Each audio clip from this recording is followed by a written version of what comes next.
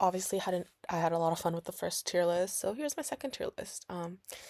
This is also a tier list I've been thinking for a while now. And so these are the tier lists for the Starbucks cake pops I have tried.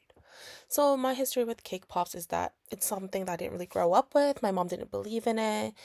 Waste of money, so much sugar. I mean, she's not wrong. And at one point when I was able to buy them with my own money, that mindset kind of stuck, especially the fact that these little things are around 170 to 180 calories each, which is a lot for the size it is, and the price.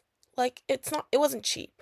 But with inflation and all, like anything under $4 seems like a steal at this point. And um like I feel that ever since I've started eating it, which has maybe been like maybe the last 2 years or so, I would say that every bite that like that one cake pop actually goes a long way, and it's actually not that small. Yeah, so now these are my go-to treats I get at Starbucks whenever I am needing something sweet. So just to be really quick, so I know there has been many cake pops that come seasonally in, but I've only tried these. So number one, this is the birthday cake pop, and this goes in the S tier.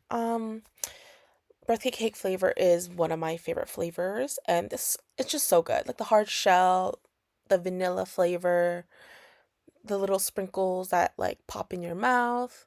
Like this is my go-to. And this is like the Oreo McFlurry of cake pops in my opinion. So good, so classic, so original.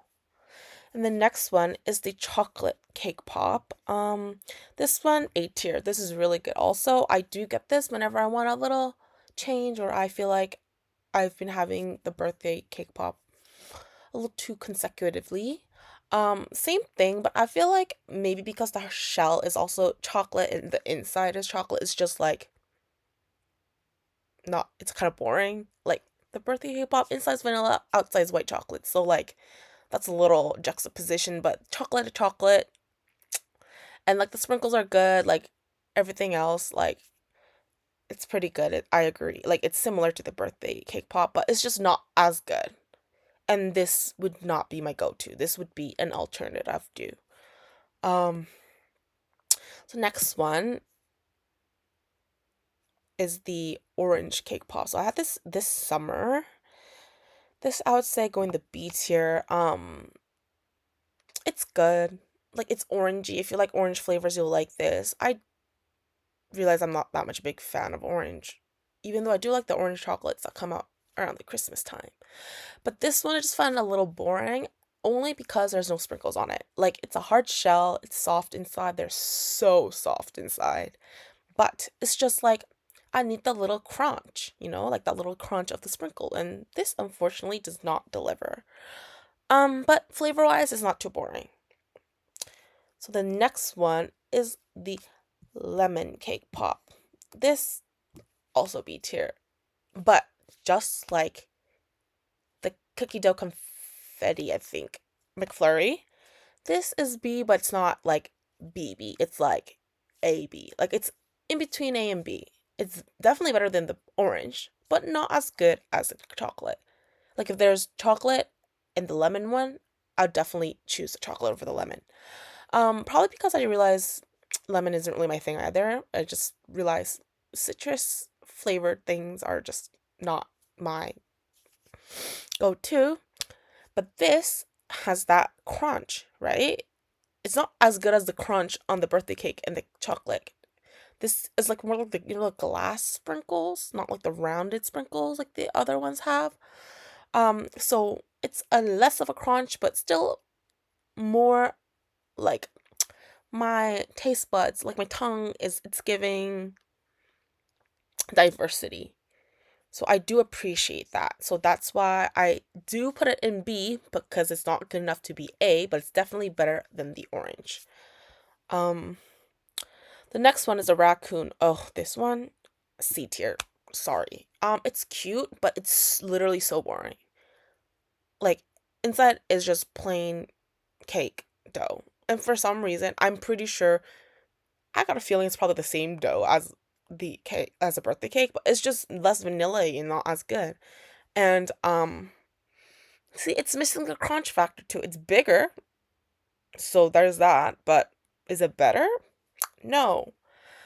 Also, I keep forgetting every time I eat. I only had it once. I don't want to buy it again, but I keep forgetting. I forgot to check the ears.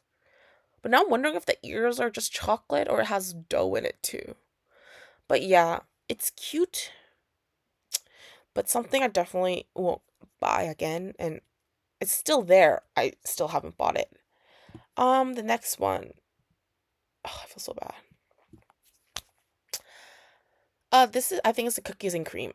Think I have this. It looks familiar, but I am getting very confused if I've had this in Vancouver as well, because when I was in London in March, I also had a cookie dough, which is this one.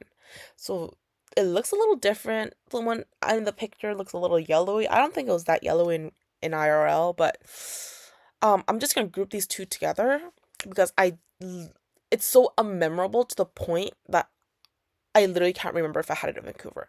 But it looks familiar, so I'm assuming I did buy it. But then at the same time, it does look similar to the London one, so maybe I'm just like deja vuing. But yeah, cookies and cream. I normally love cookies and cream, my love for Oreo McFlurry, but this one it doesn't deliver. Doesn't really taste like cookies and cream. Kind of boring, bland. It's having the Oreo crumbs at the top, but it's still not crunchy. It's not good. It's not memorable. It was meh. And also in London, I don't know, like maybe I was full. Maybe I didn't have it fresh. I know I bought it and then I ate it the next day and it was a little smushed up. Um, but yeah, I didn't really enjoy it. It wasn't memorable. I was like, meh, I don't want to waste my calories on it. That's how I felt like. And that is why it's in the D tier. Same with this one. This one is like called caramel biscuit, but I'm pretty sure it's like the generic term of the Lotus biscuits. I realize I'm not a big fan of those Lotus biscuits. Yeah, maybe it's like the cinnamony flavor to it. It's just too earthy for me. It's a little too dry, and this encapsulates it, which sucks because cake pops are supposed to be moist. It is moist, but I don't know why it gives dry. But D tier, same reason. London didn't enjoy that much, not memorable. Maybe because I had it the next day. Like honestly, I didn't give it a fair chance. So maybe if I come across it again, I'll try it again, and then I'll give it a chance because people can change, and I can admit my faults. And then maybe I'll rank it higher next time. But in the meantime, it's at D tier. And also, most likely I will not run across it again unless they release it in Vancouver, which I highly doubt. Um, and last honorable mention is the Easy Bake Oven Cake Pop. This one I think I had it at a play date. Um, and it was kind of fun to make, but only like maybe the first two. The rest just felt like labor, and I didn't enjoy it. Also, automatic jail. This just seems like I'm not sure about this product in general, but Easy Bake Ovens in general, like I don't know how we were all like infested with salmonella. Like this is I don't think it should be I don't think it's FDA approved. Like I don't know how they managed to have kids buy this and bake things under like a low heat oven toy thing. Like it's just whack. There's a reason it's discontinued and for a good reason. Also, do not want to look up the hospitalizations of kids from this company. That's why this, honestly, if there's an E tier, I'll put it at E tier. But I do want to put it D, but it is so iconic. It's such a big part of my childhood. I mean, I only had it once, but other people, part of other people's childhoods. So C. It's just so iconic, and if you get sick from it, kind of your prerogative. But yeah, so this is my ultimate cake pop tier list from Starbucks. And obviously, this will be updated once I try more flavors. And if Starbucks Canada releases any more new flavors, or if I go to some other country and I come across a new flavor I haven't tried, I'll definitely try it out. Um, but yeah, also, yeah, the two ones in London's, I actually had to like check in my videos I took in London just to make sure these were the correct ones because that's how memorable it was.